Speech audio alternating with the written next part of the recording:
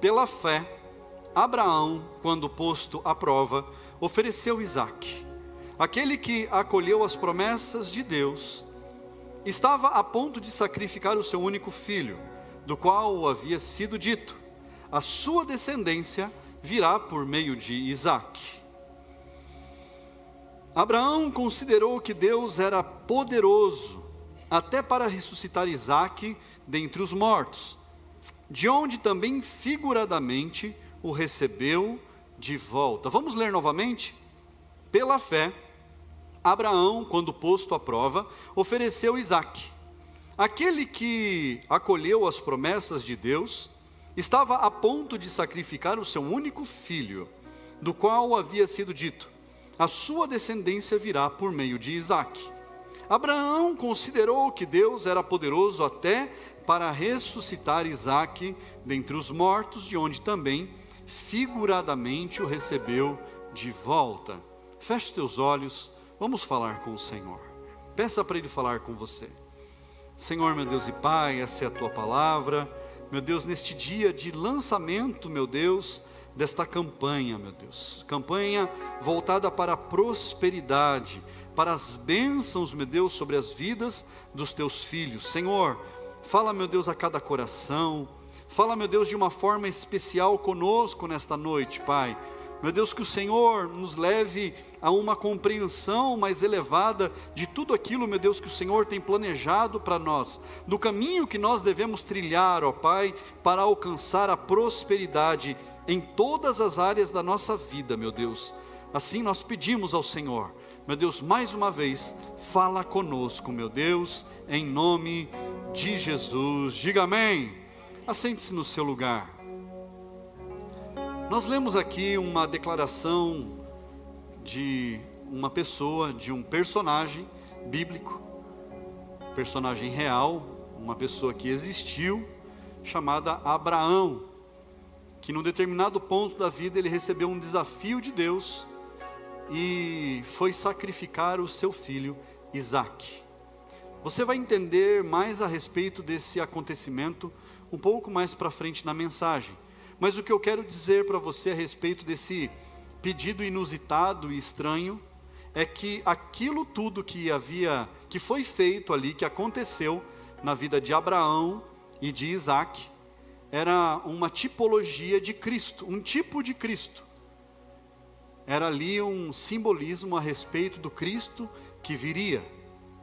Mas Abraão, um homem de muita fé, olha só, o pai da fé, como a palavra de Deus nos diz aqui, cita os homens de grande fé da palavra de Deus, nesse texto aqui, se você continuar lendo, você vai ver muitos exemplos de grande fé, homens que agiram depositando a sua fé no Senhor. E fala de Abraão, e Abraão, ele agiu com muita fé.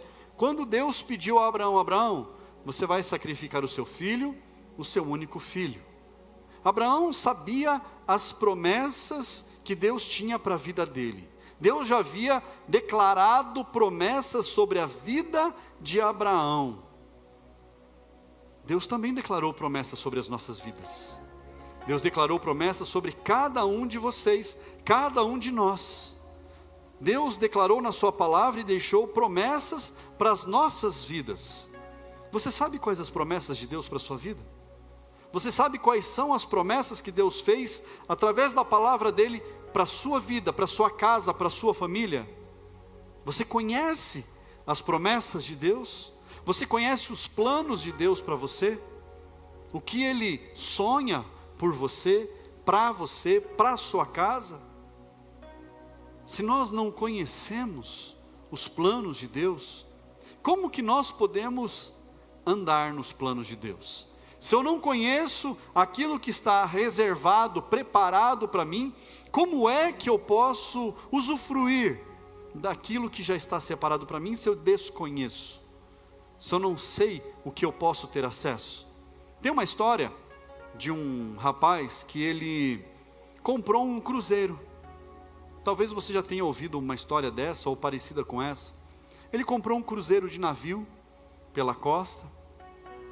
E aí ele não tinha dinheiro para comprar comida, e ele encheu a mochila dele, a malinha dele de bolacha salgada, uns chamam de biscoito, de um monte de tranqueirada.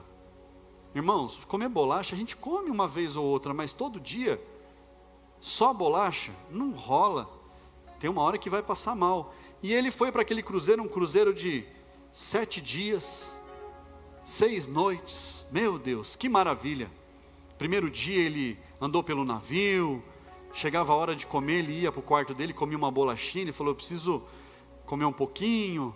Aí à tarde sentiu fome de novo, foi lá, comeu mais um pouco, já comeu mais bolacha porque ele não estava aguentando de fome. Chegou à noite, comeu mais, e no outro dia, e aí segundo dia, só nisso, e aquele navio já estava ficando ruim para ele, já queria ir embora. Ele falou, o que eu estou fazendo aqui? Porque eu consegui comprar o bilhete, a passagem, o ticket para estar, mas puxa vida, eu podia ter me planejado melhor, podia ter esperado um pouco mais, para eu poder ter dinheiro para comprar uma comida, não estou aguentando. Segundo dia, ele ali reclamando, já não queria mais andar pelo navio, não queria ver nada, só comendo bolacha, tomando água da torneira.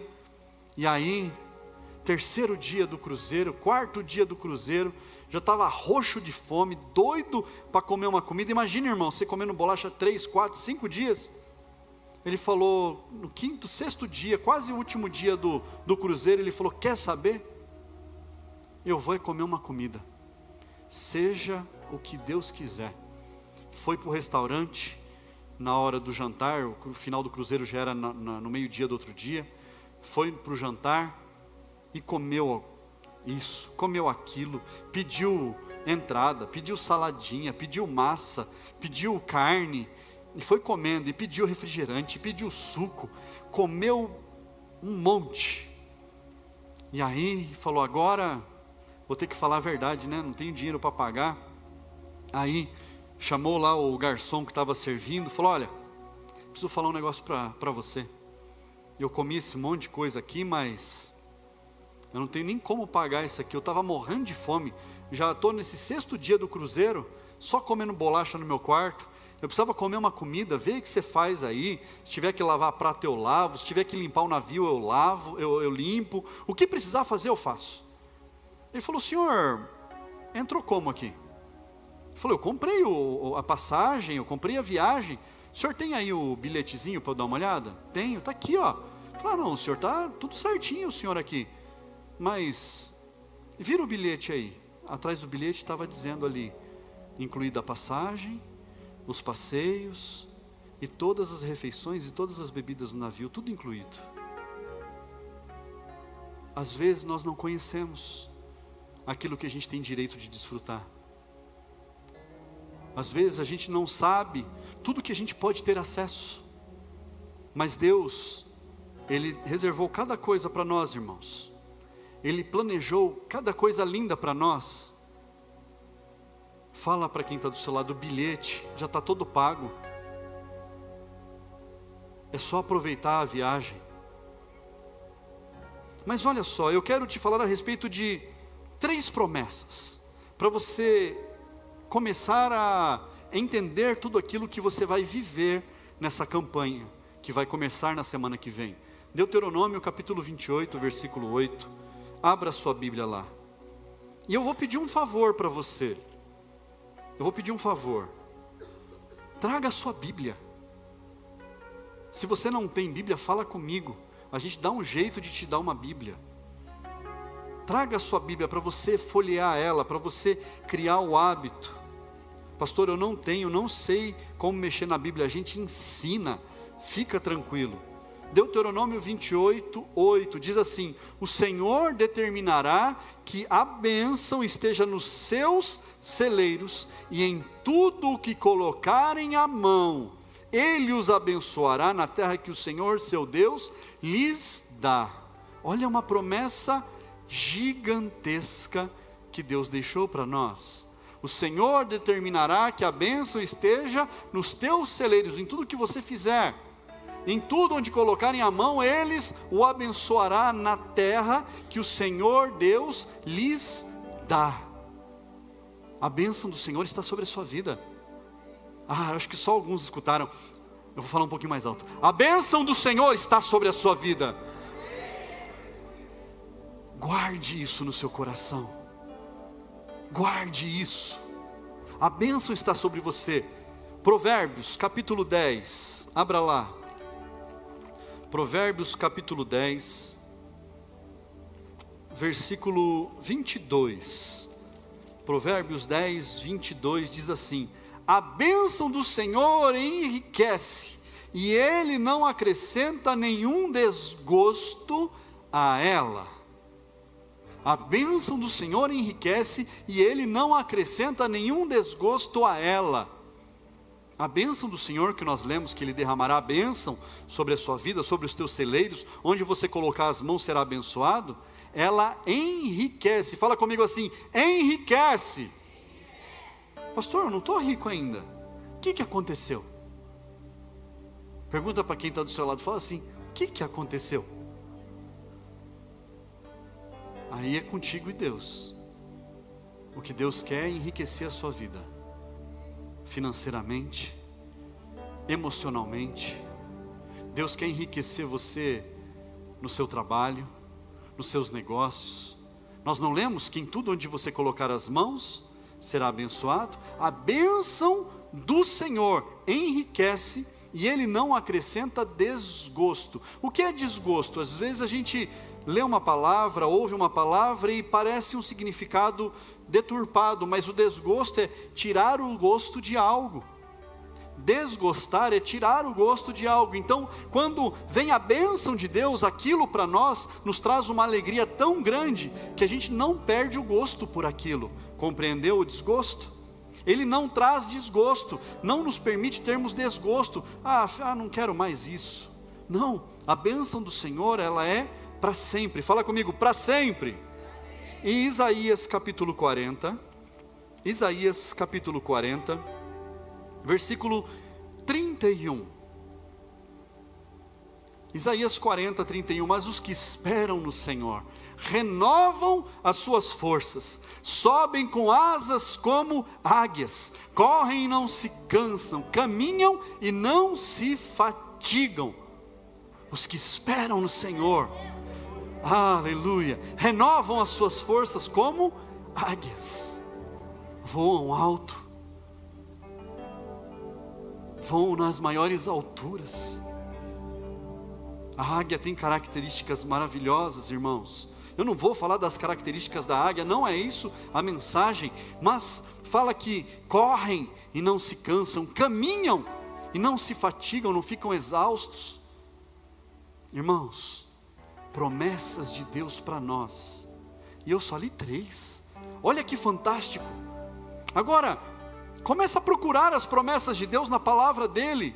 Só que o que você precisa entender é que quando há uma promessa na palavra de Deus, ela é para alguém. Fala assim: a promessa de Deus é para alguém, e esse alguém sou eu. Isso, a promessa de Deus é para nós, irmãos. Só que nós precisamos entender que no modelo que foi colocado na palavra de Deus, havia condições. Para cada pessoa que recebia a bênção, ou uma palavra, ou uma promessa, ou uma profecia, um direcionamento, uma orientação, havia condições. E nós lemos no último texto aqui, diz: os que esperam no Senhor. E aí as pessoas falam assim: então eu vou esperar, eu vou ficar aqui esperando. Mas esse esperar não vem de aguardar, esse esperar vem de esperançar. Aqueles que depositam a sua esperança em Deus, aqueles que confiam no Senhor, aqueles que colocam a sua fé no Senhor. É desses que está sendo falado aqui. E quando Abraão foi levar Isaque para ser sacrificado, e ele foi levar, o texto que nós lemos no começo em Hebreus, diz que aquele filho, que era o filho da promessa, que sobre ele Deus havia feito uma promessa de, em Isaque, fazer uma grande nação. Abraão não questionou Deus: Deus, mas o Senhor fez uma promessa, o Senhor prometeu que nele, através dele, o meu nome seguiria em frente, através dele, a partir dele, sairia uma grande nação, porque é um filho que o Senhor me deu, o Isaque. O Ismael já foi embora, ficou o Isaque. Então, o que eu faço agora? Eu vou obedecer ao Senhor. Ele não ficou questionando Deus, ele só obedeceu. Por quê? O próprio texto de Hebreus já declara que ele confiou que mesmo que Isaque morresse, Deus era capaz de trazê-lo de volta à vida. O tamanho da confiança que Abraão tinha no Senhor. E aí o texto ainda fala, e foi dessa forma, porque Isaque foi trazido de volta à vida. No último momento, Isaque foi trazido de volta à vida, e toda a promessa de Deus se cumpriu. E eu preciso te alertar e te lembrar de algo, que todas as promessas de Deus na sua vida se cumprirão em nome de Jesus. Pastor, então o que eu preciso fazer? Porque até aqui não foram todas as promessas que se cumpriram. Nós precisamos entender que andar no caminho, e essa campanha é o caminho da prosperidade, para nós entendermos o caminho. Porque você vê pessoas que elas se desviam do caminho, é assim ou não é? Se desviaram da igreja, se desviaram daquilo. O que é desviar do caminho? E o mundo diz que Deus ainda escreve certo por linhas tortas. Não, quem anda torto somos nós, Deus escreve reto. A palavra de Deus está reta, está aqui, ó, clara. É a gente que não anda nela, a gente faz assim, ó. É igual o bêbado, acha que está andando reto e está fazendo curva, e vai para lá, para cá, para lá, para cá, mas ele acha que ele está andando reto. É assim que nós somos, como bêbados andando pela rua. A gente anda cambaleando para lá e para cá, irmãos, e a gente acha que Deus que fez a estrada torta. O bêbado acha que está na subida, está na descida, ele acha que está na curva, está na reta. É assim o nosso entendimento. Então, nós precisamos entender o caminho, andar no caminho, e andando no caminho, é no caminho que Deus nos abençoa. E nós precisamos perseverar no caminho.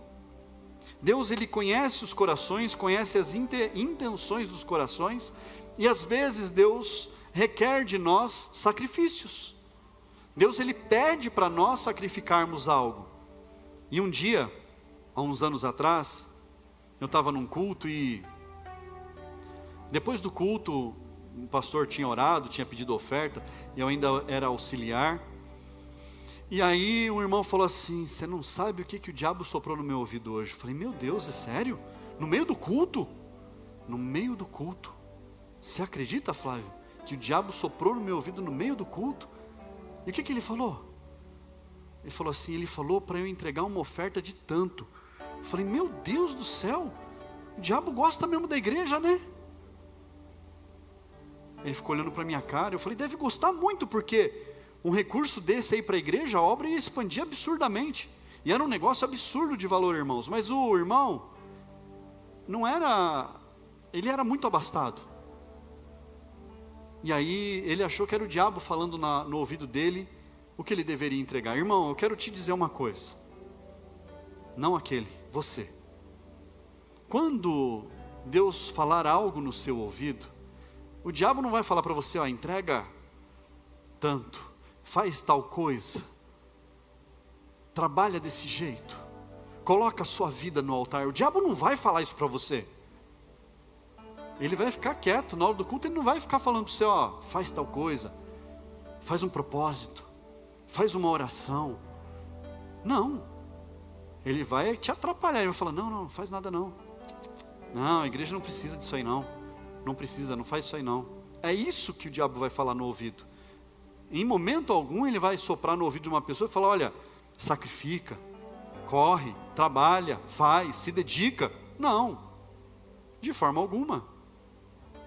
Nós precisamos entender, irmãos, que às vezes a nossa consciência, o nosso ego, o nosso eu interior atrapalha o ministrar de Deus nas nossas vidas.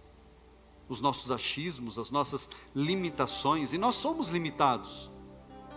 E todas as nossas limitações, elas nos impedem de vivermos aquilo que Deus tem reservado para nós.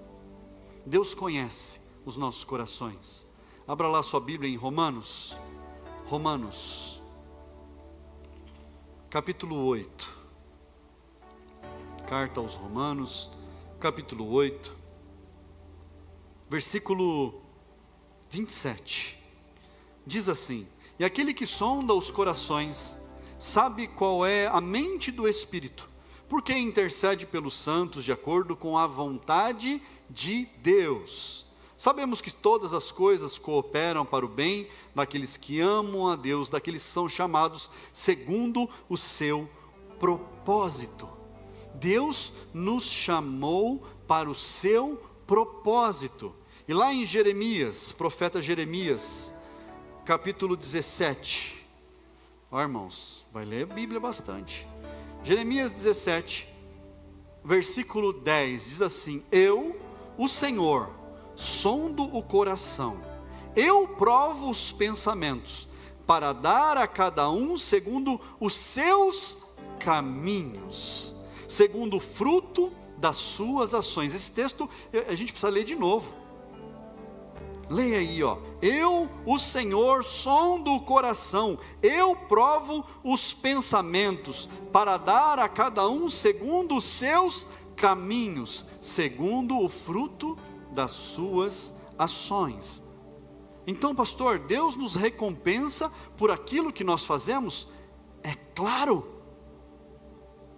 No seu trabalho, quem trabalha fala eu? Todo mundo, olha que legal. No seu trabalho, você trabalha um mês inteiro, e aí lá você vai receber o quê? O seu? Muito obrigado por esse mês que você trabalhou, ó, Deus te abençoe. É esse o pagamento que você tem? Não.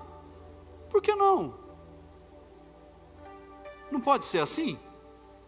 Ó, parabéns, vou fazer uma salva de palmas aqui pelo seu trabalho nesse mês, vou entregar um troféu para você pelo seu trabalho nesse mês. É assim? Não. Recebe o quê? Pagamento, salário, ordenado. Aí que fala ordenado, fala a idade, né? Então, nós recebemos a recompensa daquilo que nós fazemos. Nós recebemos o nosso salário, a nossa paga, o nosso pagamento daquilo que nós executamos. No reino de Deus não é diferente, está aqui. O próprio Deus disse: eu sou o Senhor, eu sondo os corações, eu provo os pensamentos, para dar a cada um segundo os seus caminhos, segundo o fruto das suas ações, segundo aquilo que você vai executar do seu trabalho, a recompensa daquilo que você está fazendo. Nós precisamos mostrar, fazer as nossas obras, porque nós temos fé em Cristo, não porque eu quero trabalhar apenas. Quando eu entrei na igreja, irmãos, eu me enfiei no trabalho da igreja, quando eu me converti. Eu fui para a igreja, eu me converti, eu conhecia Jesus, eu tinha 21 anos de idade, e eu me enfiei no trabalho. Tinha que arrumar cadeira, estava eu lá arrumando cadeira. Tinha que lavar banheiro, eu estava lá lavando banheiro. Tinha que cavar vala, eu estava lavando vala. Tinha que carregar bloco, eu estava carregando bloco. Tinha que arrumar o som, eu estava lá. Eu me meti em tudo. Eu queria estar disponível para tudo, e foi assim, até eu entender a fé. Mas no começo era só trabalho, eu não compreendia muito bem as coisas, mas eu estava ali, eu queria servir, eu queria me doar, eu queria fazer algo pelo reino. Porque quando eu ouvi falar de Jesus pela primeira vez na minha vida, e com 21 anos de idade, a minha vida foi transformada. Então, eu queria uma desculpa para estar na casa de Deus fazendo alguma coisa. Era uma tenda, irmãos, uma tenda. Eu subia lá em cima, eu me amarrava com corda para lavar a tenda. Eu queria fazer alguma coisa na casa de Deus, arrancava matinho, não tinha mais mato para arrancar. Falei: meu Deus do céu, planta mato aqui para arrancar mato. As obras, irmãos, a fé não vem pelas obras, mas só que, se eu tenho fé, eu preciso trabalhar, porque tudo aquilo que eu fizer vai demonstrar a minha fé. Todo trabalho, tudo aquilo que eu executar no reino, vai demonstrar o tamanho da minha fé. Então eu preciso trabalhar, eu preciso me dedicar, eu preciso me doar, entregar o meu melhor, dar o meu melhor para Deus, fazer o meu melhor na casa de Deus, me entregar por completo. É por isso que a gente às vezes fala, quando estiver no culto, no louvor, levanta a mão, chora, se derrama, debruça, ajoelha, grita, pula, mas faz o seu melhor, é para Deus que você está fazendo. Entregue o seu melhor. Você sabe pular? Pula. Você sabe gritar? Grita. Sabe falar glória a Deus? Fala alto. Mas não é só para ser animador de culto não, irmãos. É porque é daqui de dentro, ó. É daqui de dentro. Eu preciso entregar o meu melhor. Eu preciso me doar ao máximo, porque Deus já me entregou tudo. Já fez promessas para mim, já me entregou Jesus para morrer no meu lugar. Então eu não posso me limitar, eu não posso me restringir. Eu falo assim, obrigado, você precisa. Não, abre a boca. Põe para fora. Fala. Irmãos, Tiago, lá no finalzinho da Bíblia, capítulo 2, para você entender disso que eu estou falando. Tiago, depois de Hebreus, capítulo 2, versículo 17 em diante, diz assim: assim também, a fé, se não tiver obras, por si só está morta. Mas alguém dirá, você tem fé? Eu tenho obras. Mostre-me essa sua fé sem as obras, e eu com as obras lhe mostrarei a minha fé. Você crê que Deus é um só? Faz muito bem. Até os demônios creem e tremem. Seu tolo, você quer ter certeza de que a fé sem obras é inútil? Por acaso não foi pelas obras que Abraão, o nosso pai, foi justificado quando ofereceu o seu filho Isaque sobre o altar? Você percebe que a fé operava juntamente com as suas obras, e que foi pelas obras que a fé se consumou. E se cumpriu a escritura que diz: Abraão creu em Deus, e isso lhe foi atribuído para a justiça, e ele foi chamado amigo de Deus. Assim vocês percebem que uma pessoa é justificada pelas obras, e não somente pela fé. Quais são as suas obras? Pergunta para quem está do seu lado assim: você consegue enxergar? Pergunta para essa pessoa, agora você precisa ter coragem. Pergunta para essa pessoa, fala assim: você consegue enxergar as obras na minha vida? Quais são as suas obras? Essa pessoa que está do seu lado, ela está vendo as obras de Deus na sua vida, no seu caminhar, no seu trabalhar, no seu esforço, na sua dedicação. Abraão, ele foi citado aqui por causa da fé, mas por causa das obras.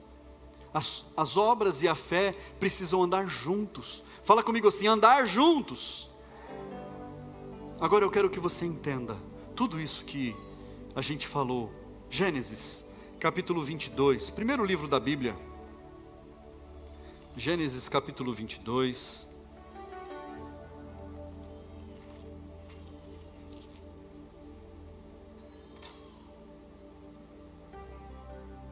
A partir do versículo 1, diz assim: depois dessas coisas, Deus pôs Abraão à prova, e lhe disse: Abraão, este lhe respondeu: eis-me aqui.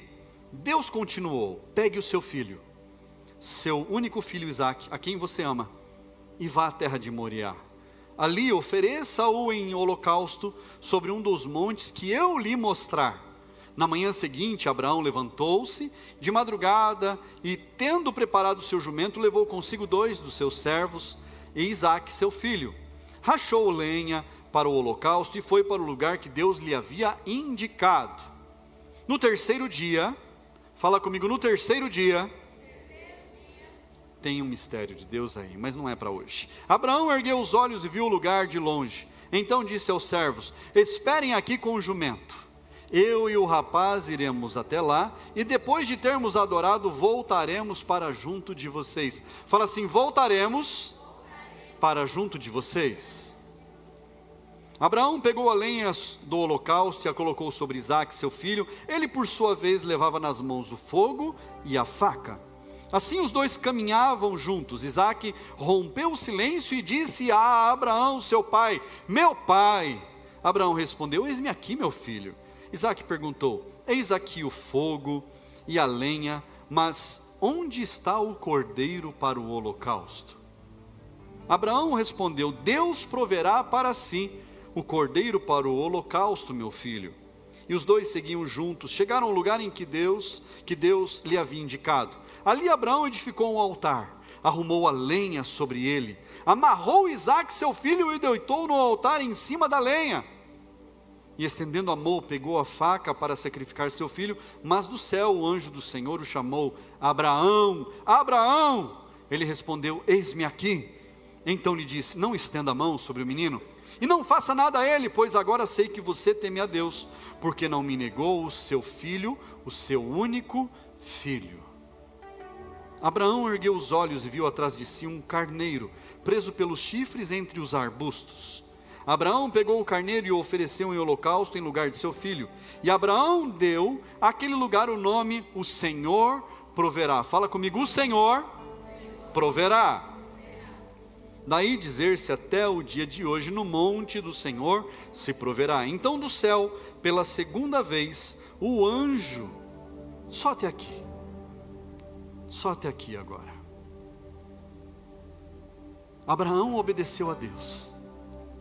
Deus colocou Abraão à prova. Fala assim comigo: Deus colocou Abraão à prova.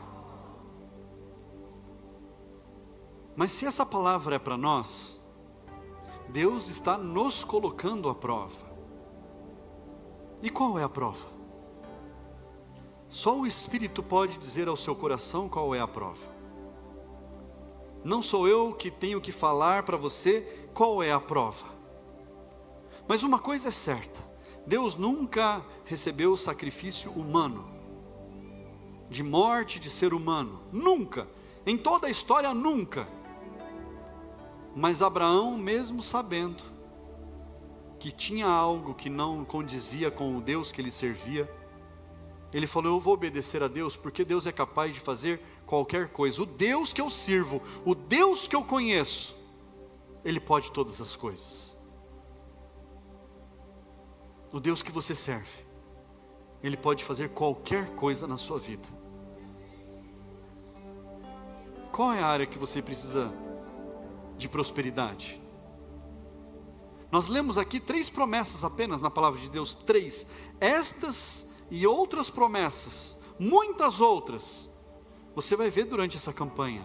Mas só que você não vai apenas conhecer, você vai desfrutar de todas as promessas que Deus trouxer a clareza para você. Você vai desfrutar de tudo aquilo que Deus prometeu na palavra dEle, para a sua vida, para a sua casa, para a sua família, seu trabalho, seus negócios. Você vai prosperar em todas as áreas da sua vida, em nome de Jesus. É um caminho. Fala comigo: um caminho. É o caminho da prosperidade, irmãos. Da prosperidade. Onde você precisa prosperar? Pastor, eu preciso prosperar nas minhas finanças. Amém? Dá para crescer? Com certeza. Dá para melhorar? Sim. Qualquer área que você falar para Deus: Deus, eu não tenho como. Sim, tem sim. Tem sim. Deus, eu sou infeliz, eu nunca fui feliz na minha vida. Tem como ser feliz? Tem sim. Tem como melhorar de vida? Tem. Claro que tem. Em qualquer período da sua vida, tem como melhorar. Ah, irmãos, e assim, você já ouviu lá fora que se melhorar estraga? Quem já ouviu essa frase? Infeliz de tudo, se melhorar estraga. Não. Nós, povo de Deus, a gente declara o seguinte: se melhorar, vira festa. Aleluia.